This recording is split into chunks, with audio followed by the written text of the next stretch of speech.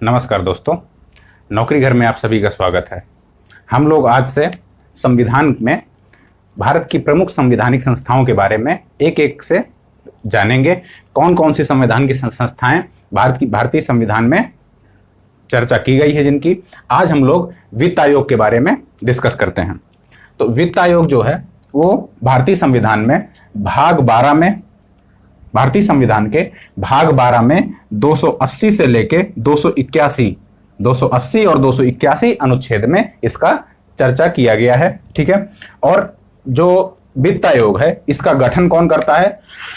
सरकार के द्वारा राष्ट्रपति की अनुशंसा से वित्त आयोग का गठन किया जाता है। और भारत में पहला वित्त आयोग जो है वो 1951 में अनुशंसा की गई थी वित्त आयोग के गठन की। केसी नियोगी इसके अध्यक्ष थे और इसका कार्यकाल था 1952 से 1956 तक।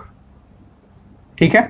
तो पहला वित्त आयोग कब गठित किया गया था? 1952 से 56 तक इसका कार्यकाल था और 1951 में इसका गठन किया गया था। और जो 15वां वित्त आयोग है इसका जो एन.के. सिंह की अध्यक्षता में गठित किया गया है, इसका कार्यकाल 2020 से लेके 26 तक था। ये 25 तक, लेकिन एक साल तक इसको विस्तारित कर दिया गया है। तो यह 2020 से लेके 26 तक इसका कार्यकाल हो गया है। ठीक है।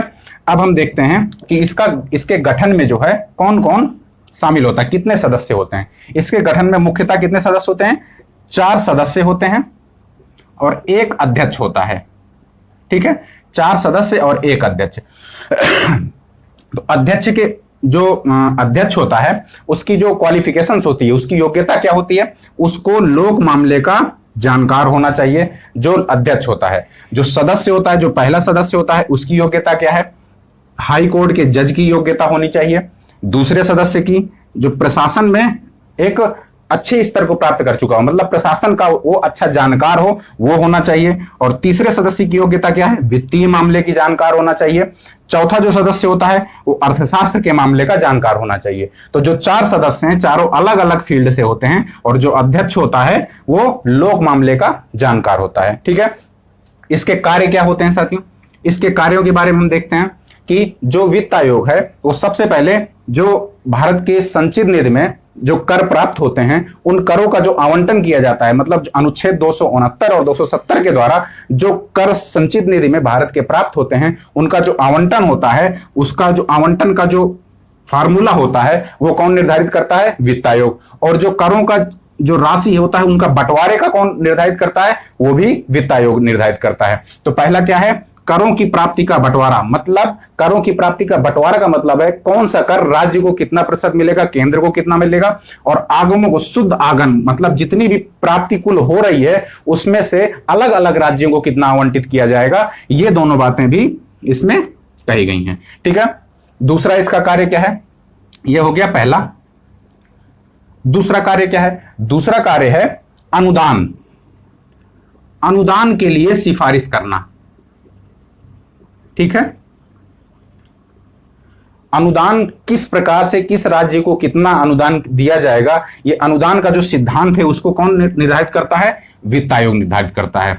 अनुदान का जो सिद्धांत है उसको किस अनुच्छेद में बताया गया है? अनुच्छेद 275 में कहा गया है कि जो अनुदान होगा उसका जो सिद्धांत होगा वो कौन निर्धारित करेगा? वित्त आयोग। और वित्त आयोग के जो अनुदान के सिद्धांत के अनुसार ही राज्यों को अलग अलग रूप से वितरित किया जाएगा। ठीक है। तीसरा, इसका तीसरा प्रमुख काम क्या है?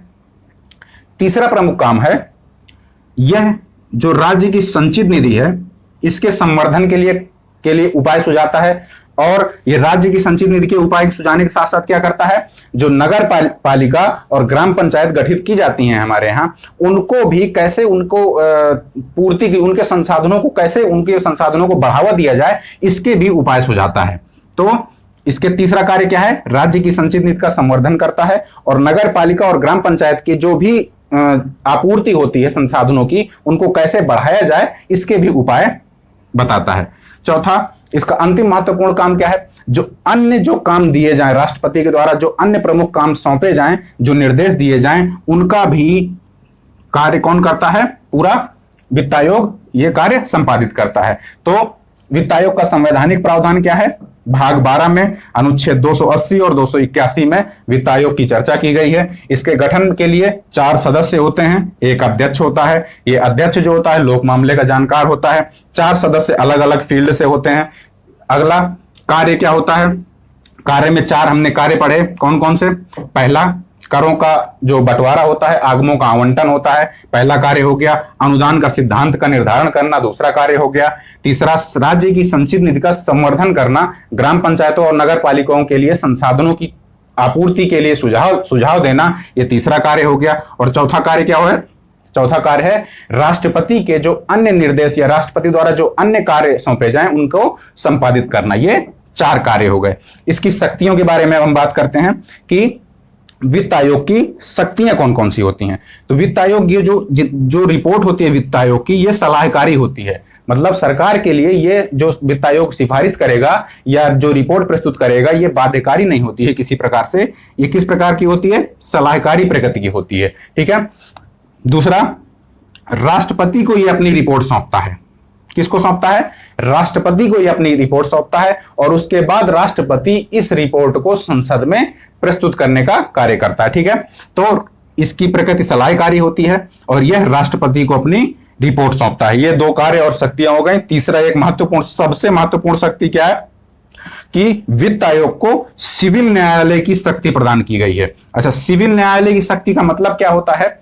सिविल न्यायालय की शक्ति का मतलब होता है कि वित्त आयोग किसी भी व्यक्ति को अपने समक्ष प्रस्तुत करने के लिए आदेश जारी कर सकता है, किसी भी साक्ष्यों की उपलब्धि अपने पास मंगा सकता है, किसी भी व्यक्ति या संस्था को समन जारी कर सकता है। इस प्रकार से सभी प्रकार की जो सिविल न्यायालय की शक्तियां होती हैं वो भी वित्त आयोग को दी जाती हैं। ठीक है। वित्त आयोग का गठन जो होता है वो भारतीय संविधान के अनुसार प्रत्येक 5 साल में किया जाता है। वर्तमान में 15वां वित्त आयोग का गठन किया गया है NK सिंह की अध्यक्षता में, यह हमने देख लिया।